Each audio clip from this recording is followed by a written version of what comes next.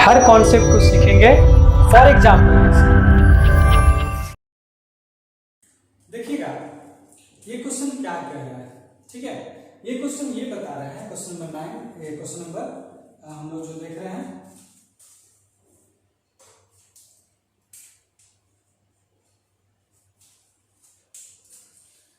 देखिए ये क्वेश्चन क्या कह रहा है आप समझिएगा, ठीक है। क्वेश्चन नंबर 9 जो है आपका कह रहा है क्या कि if Q01 is equidistant from point P 5-3, यानी क्या कह रहा है सिंपल, अगर ये पॉइंट, ये कोऑर्डिनेट जो है Q01 जो है वो इक्विडिस्टेंट है, ठीक है। तो इक्विडिस्टेंट मतलब क्या बताएं, तो इक्विडिस्टेंट मतलब ये पॉइंट जो है इक्वल डिस्टेंस पे, किससे, तो इसके लिए हमको 2 पॉइंट दिया जाएगा तब इक्विडिस्टेंस होगा। तो देखिए किससे, from points P 5-3 and R x 6, यानी सिंपल आप समझिए कि अगर ये पॉइंट जो है, ये Q जो है पॉइंट है, Q01 जो है एक पॉइंट है, ये इक्विडिस्टेंस है, ठीक है, किससे, P से, यानी एक पॉइंट P मान लेते हैं यहाँ जो कि 5-3 है, और एक पॉइंट मान लेते हैं R जो कि x और 6 है, ठीक है।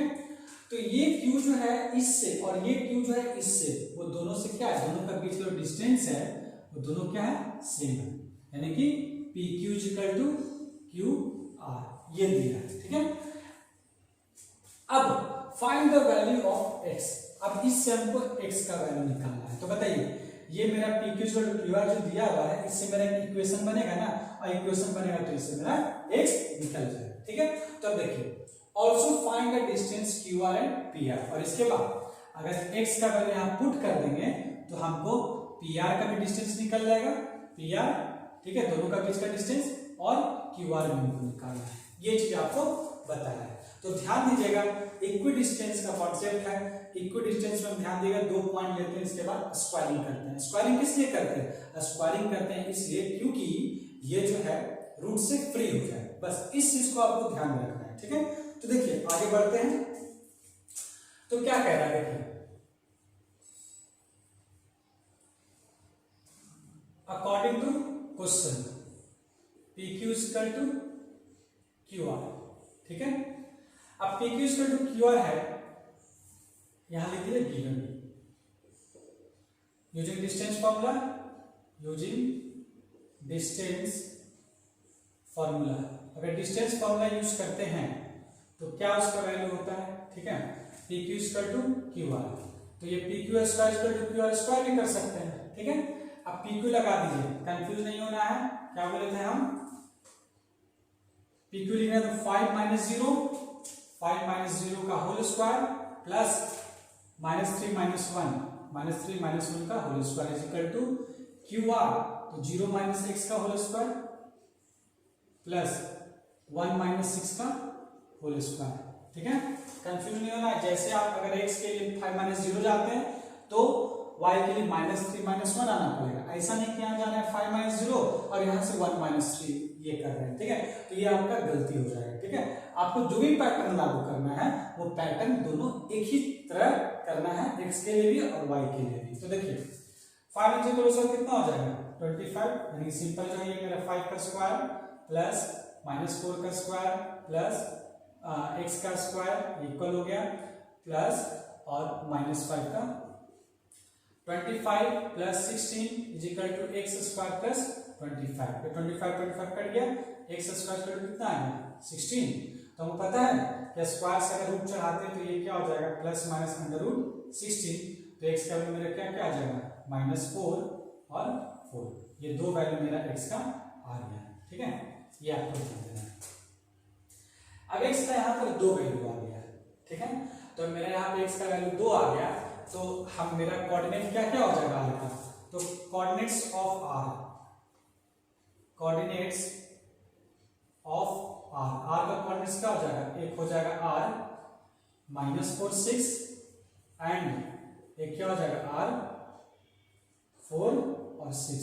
अब आप देखिए ये कोऑर्डिनेट 2 पॉइंट हो गया, 2r हो गया, अब 2r आ गया तो आप सिंपल समझिए कि हमसे जो डिस्टेंस निकालने बोला जाएगा, यानी कि यहाँ पर हम एक बार r रख देंगे उसके लिए ये कोऑर्डिनेट रख देंगे, और इस कोऑर्डिनेट को रखते हुए हम क्यू आर निकालेंगे और पी आर निकालेंगे। ठीक है, बस हमारा क्या बोले हम ऐसे समझिए। देखिए हम क्या बोले कि एक बार आर का वैल्यू रख देंगे -4 तो इस केस के लिए हमको क्यू आर निकालना पड़ेगा और पी आर निकालना पड़ेगा।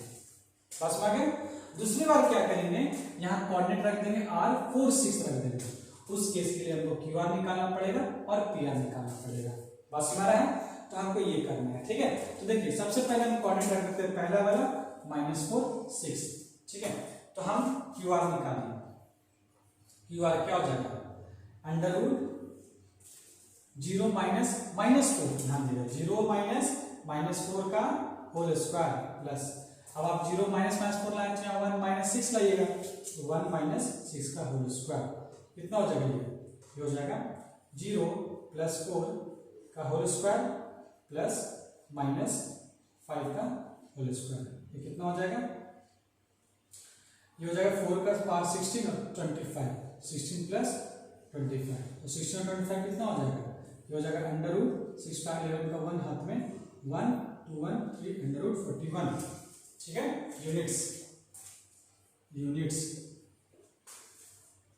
अब इसके बाद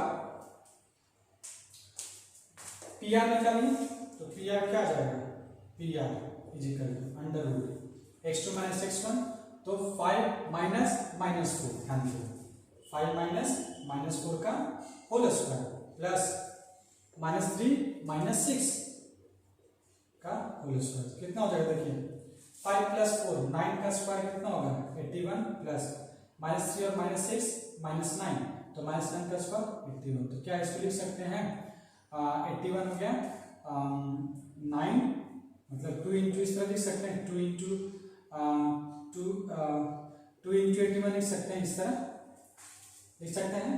अब देखिए 81 9 का है, तो 9√2 यूनिट्स, ये ध्यान देगा। ठीक है, इसके बाद आपको क्या बोल रहा है, अब हम क्या बोले, कोऑर्डिनेट चेंज कर दे रहे हैं। कौन सा कोऑर्डिनेट, अब कोऑर्डिनेट मेरा हो जा रहा है Q01 ये है, और ये मेरा P जो यहाँ पर क्या है 5 - 3, और कोऑर्डिनेट R का वैल्यू क्या लिख देंगे 4 और 6, ये रख के हम PR और ये चेंज कर देते हैं। ठीक है, नाउ अब दूसरा देखिए QR कितना हो जाएगा, √0 - 4 का होल स्क्वायर, ठीक है, प्लस 1 - 6 का होल स्क्वायर, कितना हो जाएगा -4 का स्क्वायर और ये हो जाएगा -5 का स्क्वायर। उसी तरह 16 + 25 √41, ये भी वही आ गया। अब इसके बाद हम लोग निकाल लेते हैं इसका पी आर, तो पी आर क्या आएगा √PR ये, ठीक है, 5 - 4 का होल स्क्वायर प्लस -3 - 6 का होल स्क्वायर, कितना आ जाएगा 5 - 4 1 का स्क्वायर प्लस -3 और -3 -6 - 3 -9 का होल स्क्वायर, कितना आ जाएगा 1 + 81 √82। ठीक है, तो ये मेरा √82 यूनिट्स आ गया। ठीक है, तो ये सब आपका जो है वैल्यू जो है, ये आपका सारा डिस्टेंस आपके सामने है, बारी बारी आपको आंसर इस तरह लाना है। अब हम बढ़ते हैं क्वेश्चन नंबर 10 की ओर। क्या कहता है क्वेश्चन नंबर 10, तो देखते हैं।